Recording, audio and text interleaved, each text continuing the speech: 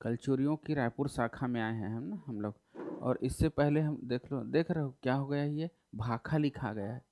क्या बोलोगे? टाइपिंग में इतना ज़्यादा। टाइपिंग अच्छा है, मतलब उसमें जो कन्वर्ट कर रहे हैं ना, तो वो भ को स को भ ले रहा है ऐसा, और एक तो ऐसा ले रहा है। तो उसका प्रॉब्लम को सॉल्व करना पड़ेगा। कई बार वो प्रॉब्लम नहीं आता, कई बार वो प्रॉब्लम आ रहा है। देखना कर पड़ेगा, फॉन्ट का इशू है उसमें, डाउनलोड करना पड़ेगा। तो कल तो हम लोग पूरा कर लिए ना, क्या क्या देखे हो? पूरा हम लोग इसका कलचुरियों का पूरा याद है? एक बार क्विक रिवीजन अगर याद होगा तो।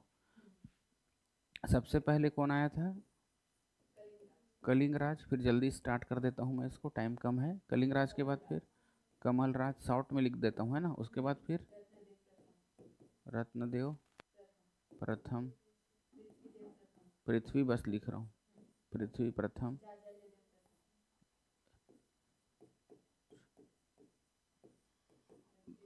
इसके बाद इसकी फोटोकॉपी, ठीक है। कौन लिखे? सेकंड, सेकंड, सेकंड, सेकंड, और ये भी सेकंड। और उसके बाद फिर ठीक, जगत देव। उसके बाद जगत देव के बाद तृतीय, ये आएगा है ना। और इसके बाद इसका फोटोकॉपी, अब फोटोकॉपी खत्म। इसके बाद फिर क्या आएगा? प्रताप मल्ल, बहारेंद्र शाह, ठीक है। उसके बाद कल्याण, इसके बाद शाबाश लक्ष्मण। उसके बाद फिर साय खत्म, साय खत्म ना यहाँ पर। उसके बाद यहाँ पर तखत। अब सिंह सिंह चलेगा पूरा, तखत सिंह एक बार लिख देता हूँ, चलो पूरा सिंह चलेगा अब। उसके बाद, उसके बाद फिर ठीक, उसके बाद फिर ठीक, ये सब सिंह वाला है ना। और ये मोहन सिंह। तो इतने क्या था, सिंह वाला था। और प्रतापमल के बाद डार्क एज लगे रहता है। तो उसके बाद ये साय है ना, वाहरेंद्र साय, साय साय है पूरा ये साय का एक पैटर्न बना लेना। और प्रतापमल को एक काम करता हूँ मैं, इधर लिख देता है प्रताप मल। तो ये दो जगत देव। उसके बाद तृतीय आया, दो नहीं आएगा, प्रतापमल। और प्रतापमल के बाद फिर डार्क एज लगेगा यहाँ पर। इसी में बहुत सारे शासक आते हैं, ठीक है। तो उसके बाद फिर सीधा हमको वाहरेंद्र शाह से लेकर के मोहन सिंह तक, यहाँ तक का हो गया था। और मराठों का आक्रमण भी देख लिए। अब हम लोग रायपुर शाखा देखना है हम लोगों को ना। चलो फास्ट एकदम करते हैं, क्योंकि हम लोग का उद्देश्य सिर्फ ये है कि अभी प्रीलिम्स कवर हो जाए। इसे जितना तेज़ी से रिवीजन करना है करना है, ये रिवीजन क्लास है ना भाई। चलो तो 14th सेंचुरी के अंत में, कब बोल रहा है ये? 14वीं सदी के अंत में। 14th सेंचुरी मतलब 1301 से लेकर के 1400 वाला क्या कहलाएगा? 14वीं शताब्दी कहलाएगा। तो अंत में बोल रहे हैं ना भाई, तो 1390 कभी भी हुआ होगा। तो 14वीं सदी के अंत में, ठीक है, वीर सिंह के शासनकाल में। अब वीर सिंह कहाँ शासन कर रहे हैं? रतनपुर में, है ना। वीर सिंह के शासनकाल के दौरान रतनपुर की कलचुरी शाखा का दो भागों में विभाजन हो गया। एक फैक्ट ये याद रखना है। और ये जानकारी हमको कहाँ से मिलती है? जो रायपुर में हमको ब्रह्मदेव राय है, रायपुर में आगे जाके रायपुर शाखा की स्थापना होगी, लाहौरी की दूसरी शाखा रायपुर शाखा। तो ब्रह्मदेव राय के ना हमको रायपुर और खल्लारी शिलालेख मिलेगा। उसी से हमको जानकारी मिलती है कि कलचुरी दो भागों में बढ़ गए थे। जो यहाँ की लाहौरी शाखा है वो दो भागों में, एक वहाँ जो मूल शाखा है वो रतनपुर, और जो यहाँ आया उसको हमने क्या बोला? रायपुर शाखा। और इसकी जानकारी का सोर्स क्या है? रायपुर और खल्लारी शिला। तो पहला फैक्ट याद करना ही है, ठीक है। वीर सिंह देव ने लक्ष्मी देव को प्रतिनिधि बनाकर खल वाटिका भेजा। लक्ष्मी देव के पिताजी का नाम रहता है केशव देव, ठीक है। तो वीर सिंह ने किसको भेजा प्रतिनिधि बना करके? लक्ष्मी देव को। क्योंकि देखो, इन लोग अपने राजा एक ठोक व्यवस्था चलता था जिसमें हम लोग कहते हैं गढ़ करके। तो उत्तर में 18 गढ़ था और दक्षिण में 18 गढ़ था। गढ़ मतलब इसके सामंत लोग वहाँ रहते थे, उसी के माध्यम से उन लोग शासन कर पाते थे। तो लक्ष्मी निधि को भेजा कि जाओ, आप कहाँ जाओ? 18 गढ़ों के प्रमुख बन करके उधर खलवाटिका भेज दिया, जो कि खुद में अपने आप में एक गढ़ है और सभी गढ़ों का वो प्रमुख है। कौन सा, खलवाटिका। तो वहाँ किसको भेजा, लक्ष्मी निधि। तो लक्ष्मी देव को इतना पसंद आया कि वो यहीं होके रह गया, वापस नहीं गया। बाद में इसका जो बेटा आता है सिंघड़ देव, बाद में इसका बेटा कौन होगा, सिंघड़ देव। वो क्या किया, शिवनाथ के दक्षिण में जितने भी गढ़ थे 18 उसको जीत लिया, और जीतने के बाद रतनपुर की अधीनता स्वीकार करने से मना कर दिया। समझ आ गई इतना बात। बाद में जो इसके पुत्र आएंगे रामचंद्र देव, बाद में सिंघड़ देव का पुत्र कौन आएगा, रामचंद्र देव। वो कलचुरियों की स्वतंत्र रायपुर शाखा की स्थापना करता है। तो कन्फ्यूजन मत होना, बोलेंगे स्वतंत्र रायपुर शाखा की स्थापना किसने की, तो चुपचाप आप रामचंद्र देव बोलना। लेकिन इसकी नींव डालने वाला कौन है, लक्ष्मी देव, सिंघड़ देव, क्योंकि लक्ष्मी देव आया यहीं का रह गया। उसके बाद सिंघड़ देव 18 गढ़ों को अपने कंट्रोल में लिया और रतनपुर की अधीनता मानने से मना कर दिया। उसके बाद जो रामचंद्र देव होता है वही यहाँ पर स्वतंत्र रायपुर शाखा की स्थापना करता है। और इसके पहले जो शासन कर रहे हैं, चाहे वीर लक्ष्मी देव को बोलो, चाहे सिंघड़ देव को, या रामचंद्र देव को बोलो, है ना, ये सब कहाँ शासन कर रहे हैं, रायपुर से, सॉरी खलवाटिका से शासन कर रहे हैं। ठीक है। उसके बाद में कहाँ से, रायपुर शहर की स्थापना करेगा अपना बेटे के नाम पर, और उसके बाद फिर जो यहाँ से रायपुर से ही क्या करता है, शासन की शुरुआत करता है। यहाँ तक क्लियर हो गया। ठीक है। और वीर सिंह देव का पिताजी का नाम क्या है, केशव देव। ठीक है। तो केशव देव कौन हो जाएंगे, आदि पुरुष हो जाएगा, किसका, रायपुर शाखा का। ठीक, चलो कन्फ्यूजन मत होना। तो आदि पुरुष में उसके पिताजी को ही बोला जाता है, याद करो। तो लक्ष्मी देव के पिताजी कौन हुए, केशव देव, इसलिए इस शाखा का आदि पुरुष कहलाएगा तो केशव देव। देखो ये केशव देव और ये केशव देव, दो नाम आ रहे हैं, कन्फ्यूजन मत होना। ठीक है। तो लक्ष्मी देव को क्या बोलोगे, यहाँ आया था। उसके बाद इसके पुत्र सिंघड़ देव जीत गया। उसके बाद रामचंद्र देव ने स्वतंत्र रायपुर शाखा की स्थापना करी और अपने बेटे ब्रह्मदेव राय के नाम पर रायपुर शहर की स्थापना करी। उसके बाद आगे कौन शासक आते हैं, केशव देव, और तो उनको ध्यान में नहीं रखना है। वैसे चामुंडा सिंह, जैत सिंह, तो जैत सिंह को याद रखना। इसके शासनकाल में बलभद्र दास ने रामानंदी संप्रदाय के अंतर्गत दूधाधारी मठ की स्थापना करी थी। किसने, जैत सिंह देव ने। तो बस इस सीक्वेंस में लिख लेना भाई, कभी कभी आ जाता है करके मैं इसको लिखा हूँ। ठीक है। बाकी इतने सारे शासक है, इतना नाम लिख भी दूंगा तो याद थोड़ी कर पाओगे, तो प्रैक्टिकल होना चाहिए ना। आप इतना सारा नाम लिख दिए, कई किताब वाले लोग दे देते हैं 25 ठोक नाम, यार आप कितने वंशों का नाम याद कर पाओगे। छोड़िए, इस टाइप के क्वेश्चन आए तो छोड़ देना चाहिए। आप 100% क्वेश्चन कभी नहीं बना सकते, तो बेवकूफ़ी करने से मतलब नहीं है। ले दे के तो रतनपुर का कलचुर याद हो रहा है, और उसमें भी हम डार्क एज को शामिल कर देंगे तो वो भी याद नहीं होगा।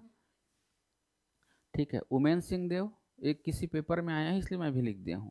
अमर सिंह देव और शिवराज सिंह देव, इसको याद रखना है ना। अंतिम शासक कौन हुए, अमर सिंह देव। अंतिम शासक हम शिवराज सिंह देव को नहीं बोलेंगे, किसको बोलेंगे, अमर सिंह। अमर सिंह देव का पुत्र कौन रहता है, शिवराज। और शिवराज सिंह देव को अंतिम शासक ना बोल के अमर सिंह की क्यों बोल रहे हैं, आगे के पेज में एकदम क्लियर हो जाएगा। अब देखो, पहले इसकी ऐतिहासिकता को फिर एक बार रिवाइज कर लेते हैं। तो रायपुर की लहुरी शाखा के आदि पुरुष कौन हुए, केशव देव, है ना, जिससे रायपुर कलचुरी वंश का प्रारंभ होता है। वंश का जहाँ से प्रारंभ होता है वही आदि पुरुष कहलाएगा, क्योंकि लक्ष्मी देव का पिताजी कौन है, केशव देव। वंश यहीं से प्रारंभ हुआ ना। लक्ष्मी देव के बाद सिंघड़ देव, सिंघड़ देव के बाद रामचंद्र देव, रामचंद्र देव के बाद ब्रह्मदेव, ये सिलसिला चल रहे भाई। तो इसीलिए हम क्या, वंश का प्रमुख होने के कारण केशव देव को आदि पुरुष कहते हैं। ठीक है। उल्लेखनीय है कि शिवनाथ के दक्षिण में स्थित 18 गढ़ों पर नियंत्रण हेतु किसको भेजा था, लक्ष्मी देव के, लेकिन लक्ष्मी देव यहीं का होकर रह गया। बाद में जो इसका पुत्र आता है सिंघड़ देव 18 करोड़ को जीत लेते हैं और अधीनता मानने से इनकार कर देते हैं। कालांतर में इसके जो पुत्र है रामचंद्र देव, ठीक है, अपने ब्रह्मदेव राय, अपने इसके पुत्र का नाम क्या रहता है, ब्रह्मदेव। तो 1409 ईस्वी में अपने बेटे के नाम पर रायपुर नगर की स्थापना करता है और खलवाटिका के स्थान पर राजधानी किसको बना देता है, रायपुर को। ठीक है। खलवाटिका मतलब खल्लारी, तो राजधानी किसको बना दिया, रायपुर में, और यहाँ से शासन चालू कर दिया। इसीलिए हम रायपुर शाखा के संस्थापक किसको बोलेंगे, वह प्रथम शासक किसको बोलेंगे, रामचंद्र। यहाँ तक का मामला क्लियर है। ठीक है। इन्होंने फड़ी नागवंशी किसको हराया, फड़ी नागवंशी शासक मोनिंग देव को पराजित किया। ये फड़ी नागवंशी शासन किधर शासन कर रहे हैं बोलेंगे तो कवर्धा में। ठीक है। किसके अधीन शासन करते थे इन लोग, कलचुरियों के अधीन। रतनपुर कलचुरी, अब स्पष्ट लिख देता हूँ भाई, रतनपुर कलचुरी के अधीन कौन शासन करता था, कवर्धा के फड़ी नागवंशी शासक, जिसको किसने हराया, रामचंद्र देव राय ने हराया। ठीक है, इसने हरा दिया। यहाँ तक हो गया। तो रामचंद्र देव के संबंध में इतनी बात याद रखनी। इसके पुत्र का क्या नाम रहता है? ब्रह्मदेव राय। ठीक है, तो ब्रह्मदेव राय कहाँ से शासन करता है? ये भी रायपुर से शासन करेगा। ठीक है, चलो ब्रह्मदेव राय के समय में क्या क्या निर्माण कार्य हुए हैं रायपुर शाखा में? तो एक तो बना है जगन्नाथ मंदिर, या उसी को नारायण मंदिर भी बोलते हैं, जो कि देवपाल नामक मोची ने बनाया था, है ना। मोची के द्वारा विष्णु जी का मंदिर बनाना कितनी बड़ी बात है, जरा सोचिए। ठीक है, तो ये कहाँ मिलेगा ये मंदिर आपको? खल्लारी में। दूसरा, खारून नदी के तट पर हटकेश्वर शिव मंदिर बनाया। जैसे उज्जैन में महाकालेश्वर मंदिर है ना हमारा, बिल्कुल उसी की तर्ज पर यहाँ के मंदिर है, जिसको क्या बोलते हैं? हटकेश्वर। बताओ यहाँ कब मेला लगता है? कार्तिक पूर्णिमा को, ये सॉरी अमावस्या को यहाँ पर क्या लगेगा? मेला लगता है खारून नदी के तट पर। और इसके बाद जो हम सीधा लास्ट में ले रहे हैं 1741 से 53 तक, कौन शासक हुए? अमर सिंह देव। तो इसी के समय में रायपुर रतनपुर में किसका आक्रमण हुए रहता है? याद करो, भास्कर पंत का, है ना भाई। रतनपुर पर आक्रमण हुआ था ना, जब रघुनाथ सिंह का शासन था, बिना लड़े हार गया था। तो भास्कर पंत ने रायपुर शाखा में कोई हस्तक्षेप नहीं किया था, उधर ही किया था। लेकिन 1750 ईस्वी में देखो, ये 1741 से 50 तक बढ़िया शासन कर रहे हैं, और वहाँ पर 1741 में ही खत्म हो गया है। मतलब जो रतनपुर है, देखो मराठा आ गए ना भाई, मराठा आ गए। ठीक है, तो यहाँ पर अब दो शाखा चल रही कि नहीं इसकी? एक हमारी रतनपुर शाखा, तो रतनपुर शाखा तो 1741 में ही खत्म हो गया ना, क्योंकि जो रघुनाथ सिंह है उसको अपने अधीन कर लिया था। और यहाँ पर देखो 1741 से 53 तक है, लेकिन यहाँ पर जो रायपुर शाखा है उसमें हस्तक्षेप कब करेगा? ये 1750 में। तो विलय का पहले किसका हुआ? रतनपुर का। बाद में किसका होगा? पढ़ना यहाँ से ना। 1750 में मराठों ने अमर सिंह को सत्ता से हटा दिया। क्लियर है? तो और पहले सत्ता से कहाँ हटाया था भाई? अधीन किया सत्ता से तो हटाया ना, केवल अपने प्रशासक बना के तो रखा है। तो रतनपुर रायपुर का बाद में विलय होगा पहले। ठीक है, तो इसको सत्ता से कब हटा दिया? 1750 में। और 7,000 रुपया पेंशन दे दिया इसको। 7,000 रुपया वार्षिक भेंट दिया, वार्षिक भेंट दिया। कौन स्वीकार करेगा? अमर सिंह देव मराठा शासकों को देगा। और उसके बदले में 3 उसको जागीर दे देता है। कहाँ कहाँ का? रायपुर, राजिम और पाटन। जागीर दे दिया, मतलब जागीरदार बना दिया। अब राजा रहा क्या, बताओ मेरे को? जागीरदार हो गए ना भाई, तो अंतिम शासक हो गया कि नहीं? अब इसका जो बेटा आएगा उसको शासक बोलोगे? अब जागीरदारी है, अब रायपुर शाखा का कोई मालिक तो रहा ही नहीं है, तो जागीरदारी दिया रायपुर, राजिम और पाटन का। अब देखना कितना बेइज्जत करेगा इसको, किसको? शिवराज सिंह को। शिवराज सिंह, जब अमर सिंह मरा 1753 में, तो ये तीर्थ यात्रा में गया था। कोई इसकी कहानी सुनेगा तीर्थ यात्रा में जाना बंद कर देगा। ठीक है, और जैसे ही लौटा तो जो तीनों जागीरदारी मिला था ना, वो जब्त कर लिया गया था। तीनों जागीरदारी क्या कर ली गई? जब्त कर ली गई। अब शिवराज सिंह को खाने पीने के लिए कुछ चाहिए, तो बिम्बा जी से अनुरोध किया। ठीक, तो उसको 5 ठो गांव दिया जीवन गुजारा के लिए, जिसमें उसको टैक्स नहीं लगेगा। अब इसको राजा बोलोगे? अंतिम बोल ही नहीं सकते। तो 5 गांव मिला बेचारे को, दे भाई मेरे गुजर बसर के लिए, है ना, रोटी पानी खाने के लिए दे दे यार कुछ। तो 5 ठो गाँव दिया। ठीक है, और 1753 में जो 5 ठो गाँव दिया था उसको भी छीन लिया। देख रहे, 1750 तक वो है, और 50 में जब आया वो लौट के। ठीक है, उसके बाद 1753 में जो 5 ठो गाँव दिया था उसको भी क्या कर लिया? ये छीन लिया। और जो भी रही सही कसर था वो पूरा नाश हो गया इसका। तो 1753 में पूरी तरह से विलय हो गया है किसका? वैसे तो 85 में हो गया ना, क्योंकि जागीर ही दिया है, कुछ बड़ा भारी चीज दिया है। 3 ठोक जागीर तो दिया है, तो कौन जागीर था? रायपुर, राजिम, पाटन। ये आ सकता है भाई। मराठों ने कौन से 3 जागीर प्रदान किया? तो रायपुर, राजिम, पाटन।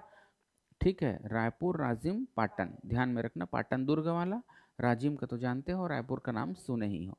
इतना चीज क्लियर हो गया? कभी तीर्थ यात्रा में जाना नहीं है, ठीक है, देख ताक के जाना पड़ेगा। अब हम लोग कलिंग पूरा पढ़ लिए हैं, कौन सा? रतनपुर शाखा। और कौन सा पढ़ लिए हैं? रायपुर शाखा। ठीक है, इसको ना नेक्स्ट बना देते हैं, इसको बंद कर दो।